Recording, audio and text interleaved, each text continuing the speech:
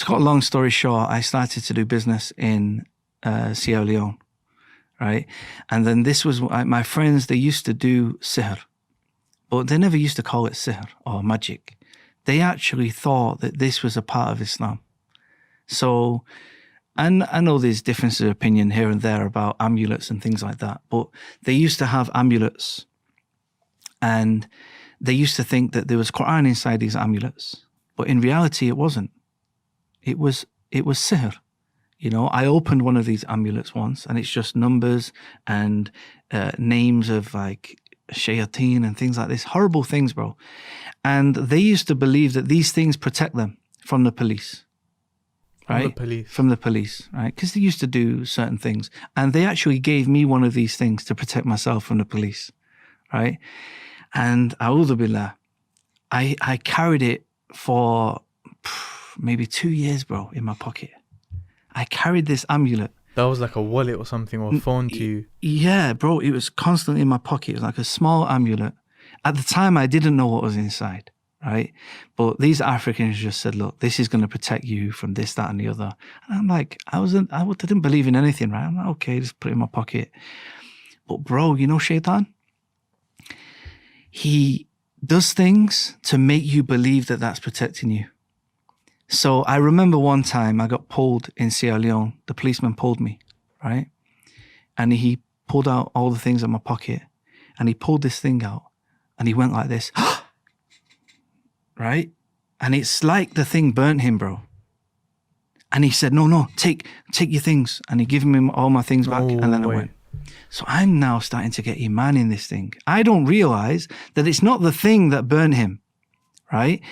Shaitan wants me to have Iman that this thing is protecting me from police. Yeah. So Shaitan came and maybe touched him or pinched him or flicked him or hit him or whispered to him. I don't know. But the bottom line was that Shaitan scared this policeman and I attributed that incident to this thing. Do you understand? Yeah. And this happened about 3 or 4 times, bro.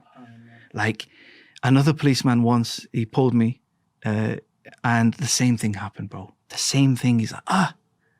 So anyone who doesn't have knowledge starts to have Iman in these amulets, thinking that, I'm getting power now. You know, I can just buy one of these amulets. I can do what I want. I can go and steal. I can do any crime I want. I can sell drugs, whatever it is. Because they're starting to have Iman. They're starting to do shirk. And to a certain extent, Shaitan will assist. And Allah, of course, you have to understand that this is all with the permission of Allah. Nothing can happen without the permission of Allah. Yeah. But Allah sometimes allows evil things to happen because there's wisdoms. You are literally misguiding yourself. Does that make sense? So, bro, I've seen this many, many times, right? There's many stories. I don't like to go too much into it because the point's been made, but this is how, subhanAllah, it was the beginning of kind of starting to have Iman and belief in these false things. Another time I went to the northern parts of Sierra Leone in the jungle. It's called Kabbalah, right? And it's known as a city for sihr. And it's very evil, bro. There's literally magicians sat in the jungle and there's people queuing to see these magicians. Now, of course, they don't call them the magicians. They call them the sheikh. And they look like Muslims. They have beards. They dress like Muslims. They have the Quran. They have, beads. They have the hat. They look like a sheikh. And maybe they're knowledgeable. Maybe they know Arabic. Maybe they even memorize Quran. But somewhere along the line, they've learned about sihr and they're dealing with the jinn. And I've seen this, bro. I've seen them, they would say that they're speaking to this jinn, they're speaking to that jinn, this is going to happen, that's going to happen. And people will come with different problems and try to get the magician to deal with that issue. So if you have a court case, or if you have an exam, or if you have any issue in your life, maybe you're having an issue with you can't have children, or maybe you want to marry somebody. Any of these issues, these so-called magicians can fix it for you. But it's haram, bro, and it's shirk. And it's just fooling people. But people don't realize that when they get involved in these things, it takes you outside of Islam, bro. Does that make sense? So this was kind of a very important point to me. And then when I came back from Sierra Leone to England, I spoke to my Libyan friend and I said, look, you Muslims, you've got power. You know, I seen this happen. This Muslim gave me this thing and the policeman ran away and this other Muslim did this. And my friend said, no, this is haram. This is shirk. What are you doing? And I'm like, well, I'm not a Muslim. He said, no, we believe it's true. We believe these things can happen, but it's haram in Islam. So I was like, what do you mean? So he sat me down and he showed me a video by Dr. Bilal Phillips. So that same night when I watched this lecture by Dr. Bilal Phillips, my friend gave me a copy of The Fortress of a Muslim. You know, the small book of du'as. Some of them are ayah from the Quran and some of them are hadith. Yes. Now we know that both are wahi, right?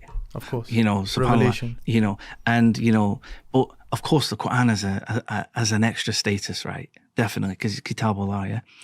And I was saying to my friend, this is different. This one is different from this. Like, and he said, yeah, that's the Quran, that's the hadith.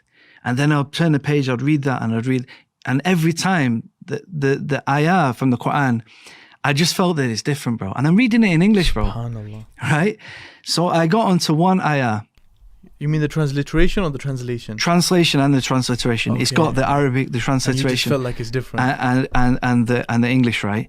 But even in the English, bro, I was like, this is different to that, right? And subhanAllah, bro, when I got to Surah Falaq, right? And it speaks about, you know, those who are envious, they're blowing in knots, tying knots, you know, at the daybreak, etc. I started crying, bro, because I'd witnessed this in Sierra Leone. I'd seen them rolling, literally, these taweez things with sihr in. They were naked, bro, literally sat in the river, rolling this sihr. Literally, sometimes they would do it at, like, what I now know to be sunset time, and sometimes they do it at sunrise, bro. And they're making the sihr and they're blowing, bro. SubhanAllah, I seen it, bro. And that ayah was the one that really sealed it for me. I said, this is the protection from this. And that's when I started to put my iman now in this little book. So I moved it from the Taweez thing and I started to now, this little book went everywhere with me, bro. I was just reading the du'as, all the du'as, everything, you know, and that became the protection.